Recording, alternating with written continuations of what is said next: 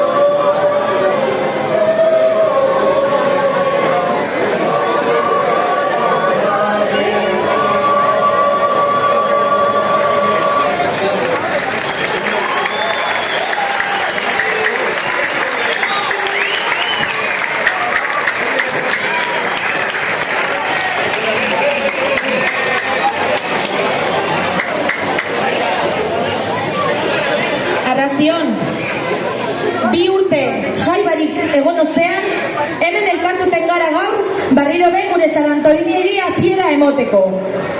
Oso emozionauta, gagoz eta ohore handia da Agate Deuna abesbatzarentzako aurtengo pregoilari izatea. Horregatik, lehenengo eta behin eskerrak emon gure deutzeguz Antolinzaleak jai batzordeari eta udaletxeari aukera hau emoteagatik.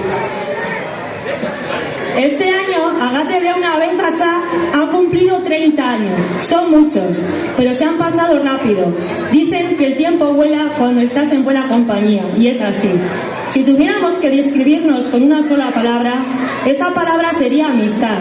Nos vemos 2 veces por semana durante 10 meses al año para compartir nuestra pasión común, la música, el canto, dejando de lado todo lo demás, y eso une mucho, es terapia. Ibilaldi honetan momentu latzasko ere bizi izan doguz. Baina batzen gaituzten loturak beti zindia bereizten gaituzten baino sendoagoak eta batera onarte heldu gara. Orozkoren izenean umore ona eta ilusioa eroan dugu joan garen leku guztietara eta horrela jarraituteko asmoa dugu beste 30 urtetan gutxienez. Gracias a todas las personas que de una u otra forma han formado parte de Agate Deuna Abesbatza. A las personas que ya no están, a las que en algún momento fueron participantes, corralistas, a colaboradores, colaboradoras, familiares, amigos, amigas y a nuestro director. Pero sobre todo a nuestra afición, porque venís a todos nuestros conciertos y eso nos da la fuerza que necesitamos. Eskerrik asko bihotz-bihotxez.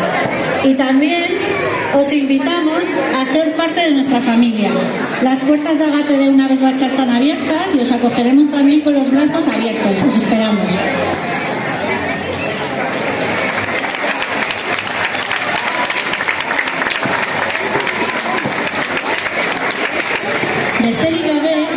Antolin zorintzuak opa dautzegoz. Parte hartu, gozatu, disfrutatu, eta bizi hain desiatuak diren jai hauek. Baina ez ahaztu, errespetatu, jarrera bortitzak baztertu eta salatu, eta norbaitek laguntza behar baldin badu, lagundu. Oso ondo pasa, eta asko kantatu!